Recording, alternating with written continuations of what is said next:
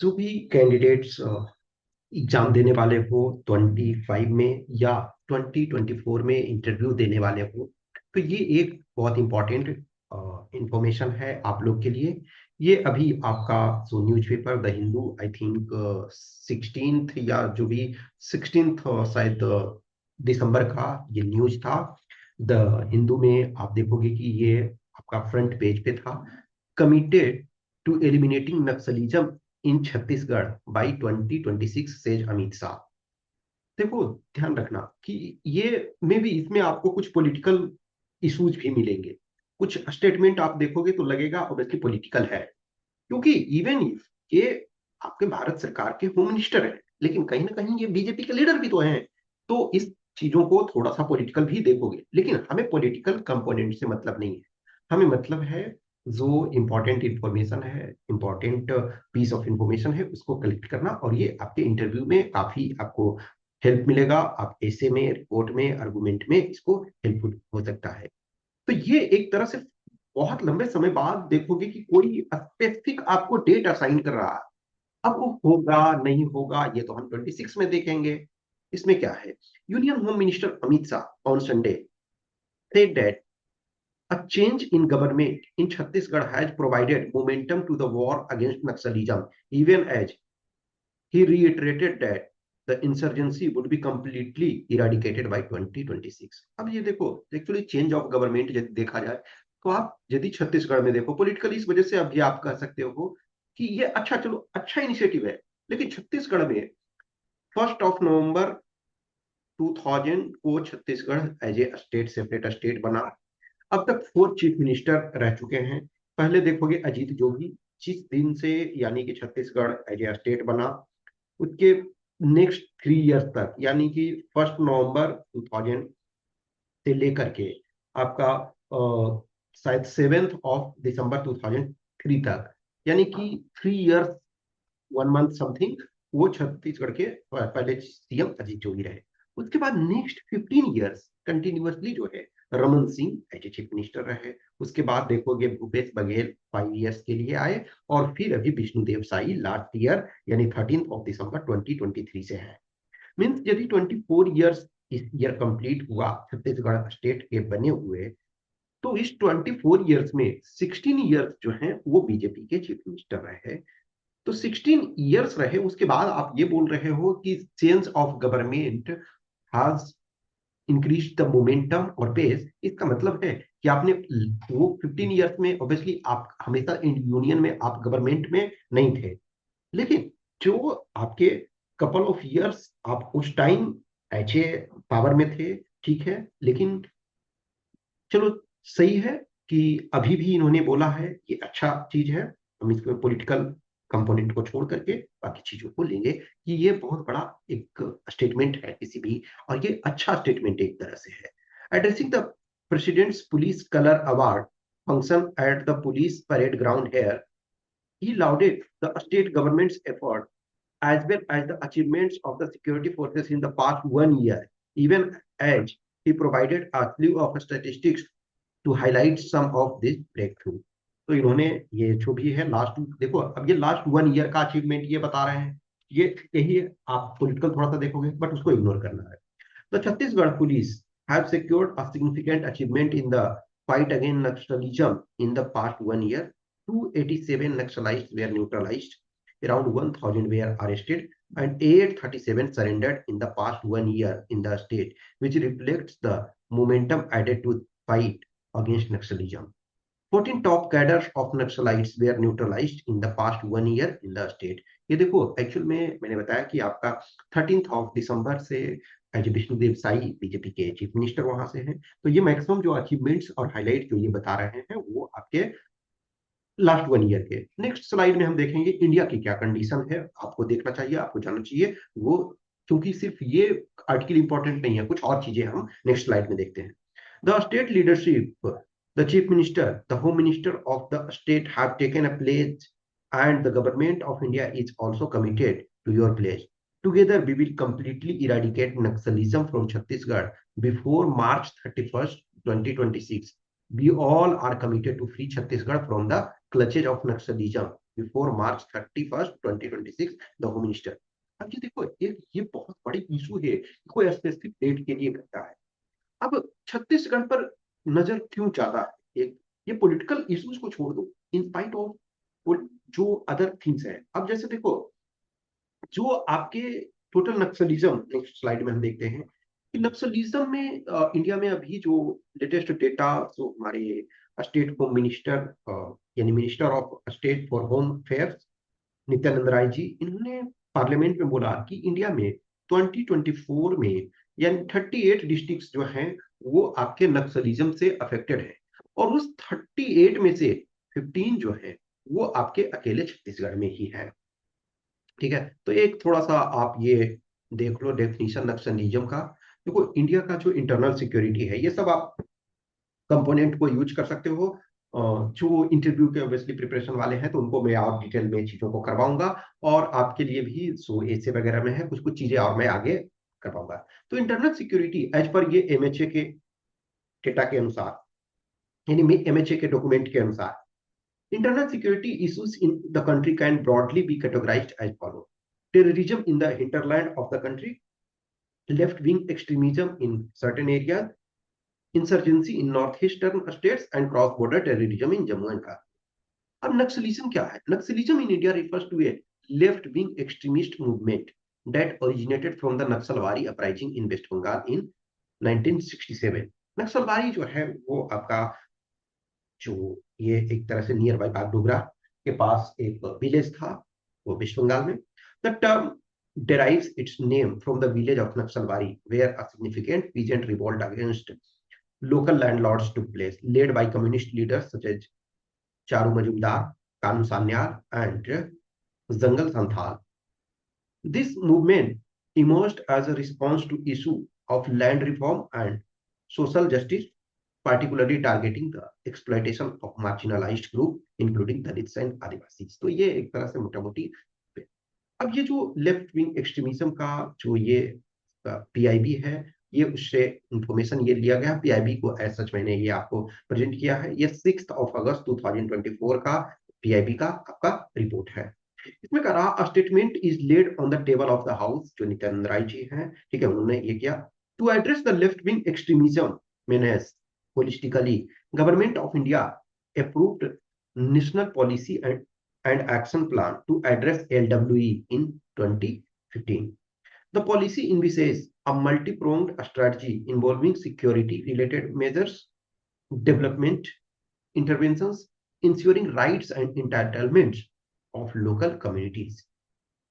The resolute implementation of the policy has resulted in consistent decline in violence and constriction of geographical spread.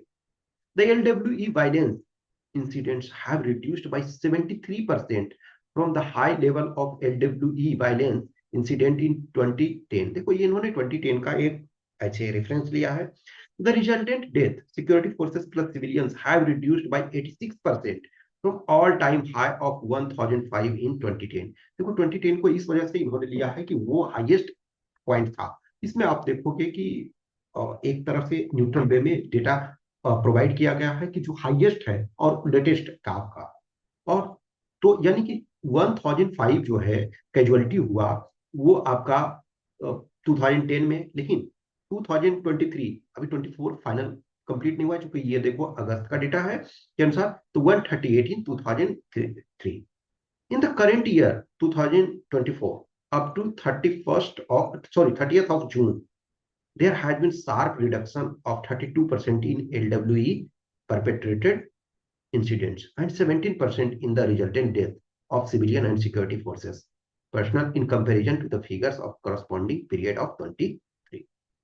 The geographical spread of LWE violence has also constricted substantially with reduction of LWE affected districts from 126, देखो 126 across 10 states 2013 में था, to only 38 districts in 2020 with effect from April 2024 across 9 states। तो ये आपका जो दिया हुआ है। The number of police stations reporting LWE related violence has significantly reduced from 465 police stations of 96 districts in 2010 171 police stations across 42 districts in the year 2023. In 2024, up to June 2024, the LWE violence is reported from 89 police stations across 30 districts. अब ये देखो, districts आपके दिए हुए हैं, state total जो 38 है, तो उसमें आंध्र प्रदेश है। आंध्र प्रदेश का एक ही डिस्ट्रिक्ट है जो अब ये अलूरी सीताराम राजू एक डिस्ट्रिक्ट है। छत्तीसगढ़ में देखो, हमने बोला था कि 15 जो है बीजापुर, बस्तर, दंतेवाड़ा, ये सब के डिस्ट्रिक्ट है। झारखंड है, उसके 5 डिस्ट्रिक्ट हैं, गिरिडीह, गुमला, लातेहार, लोहरदगा और वेस्ट सिंहभूम। केरला है, उसके 2 डिस्ट्रिक्ट हैं, वायनाड एंड कन्नूर। मध्य प्रदेश है, इसके 3 डिस्ट्रिक्ट हैं, ये आपके हैं बालाघाट, मांडला और दिंडोरी। महाराष्ट्र के 2 हैं, गढ़चिरौली और गोंडिया। फिर आपके उड़ीसा के 7 डिस्ट्रिक्ट हैं, कालाहांडी, कंधमाल, बुलांगीर, मलकानगिरी, नबरंगपुर, नौपाड़ा एंड रायगढ़। फिर आपके तेलंगाना के 2 डिस्ट्रिक्ट हैं और वेस्ट बंगाल का 1 डिस्ट्रिक्ट है। वेस्ट बंगाल से ये स्टार्ट हुआ नक्सलवादी एरिया से, लेकिन अभी एक जो है एक ही डिस्ट्रिक्ट है, झारग्राम। अब कुछ जगह जैसे देखोगे आप, तो बिहार के भी कुछ डिस्ट्रिक्ट ये माने जा रहे थे, लेकिन अकॉर्डिंग टू एमएचए के डेटा के अनुसार जो है बिहार का इस समय कोई डिस्ट्रिक्ट नहीं है। बिहार के भी डिस्ट्रिक्ट थे, जैसे आप देखोगे कोबरा का बटालियन जो है बिहार में लोकेटेड है। अब कोबरा बटालियन इसी वजह से लोकेटेड है, औरंगाबाद में उसका हेडक्वार्टर है। लेकिन जो हमारे पास रिपोर्ट है उसके अनुसार ये जो है हमारे minister of state for home affairs Shri Nityanand Rai ने रिटर्न क्वेश्चन के जवाब में ये दिया। अब प्रश्न ये उठता है कि जो आपके नक्सलिज्म है वो किस कारण से हो रहे हैं। तो उसका एक तो है आइडियोलॉजिकल फाउंडेशन उनका, कि जो आइडियोलॉजिकली उनको लगता है कि स्टेट हमारे साथ गलत कर रहा है, हमारे रिसोर्सेस को एक्सप्लॉइट कर रहा है और हमारे पीपल को उसका कोई लाभ नहीं मिल रहा है। तो आइडियोलॉजिकल फाउंडेशन है, और उनको लगता है कि आर्म्ड स्ट्रगल से स्टेट को हम उखाड़ फेंकेंगे। तो एक ये है ज्योग्राफिकल स्प्रेड। ज्योग्राफिकल स्प्रेड देखोगे, जनरली जो भी आप इन डिस्ट्रिक्ट को देखते हो, तो वो डिस्ट्रिक्ट है जहां डेवलपमेंट आपका कम है और जंगल एरिया है मैक्सिमम, ठीक है। फिर आपका जो गुरिल्ला वॉरफेयर टैक्टिक्स ये अपनाते हैं, सोशल सपोर्ट बेस है, मासेस से ही ये कनेक्ट रह रहे हैं और मासेस से ला रहे हैं। गवर्नमेंट का एक तरह से रिस्पॉन्स जो है बहुत जगह कहीं ना कहीं गवर्नमेंट से भी चूक हुई कि स्टेट को जितना करना चाहिए शायद वो उन चीजों को नहीं कर पाए, तो ये भी है। अब यदि हम देखें गवर्नमेंट के इनिशिएटिव्स कि गवर्नमेंट क्या कर रही है, तो गवर्नमेंट इनिशिएटिव्स एक तो जो ऑर्गेनाइजेशन वायलेंस में इन्वॉल्व है उनको बैन करना, जैसे सीपीआई माओइस्ट, तो बैन उसको करना। फिर आपका स्ट्रेंथनिंग इंटेलिजेंस मैकेनिज्म, जो इंटेलिजेंस एजेंसीज है उसको स्ट्रेंथन करना। नेक्स्ट आपका है better inter state coordination. Inter state coordination एक इंपॉर्टेंट एस्पेक्ट है। और डिफरेंट स्टेट्स, जैसे आप देखोगे, सपोज करो कि एक एरिया जहां आपका छत्तीसगढ़, जहां आपका उड़ीसा और आंध्र प्रदेश, ये तेलंगाना, तो ये जहां बॉर्डर 2 स्टेट या 2 से अधिक, 2 स्टेट या 3 स्टेट के जहां बॉर्डर लगते हैं, जहां बॉर्डर टच करते हैं, वहां ज्यादा ये प्रॉब्लम होता है। इसका कारण क्या है, यदि एक स्टेट थोड़ा एक्शन लिया तो दूसरे स्टेट में चले जाते हैं, तो इंटर स्टेट कोऑर्डिनेशन एक रिक्वायरमेंट है।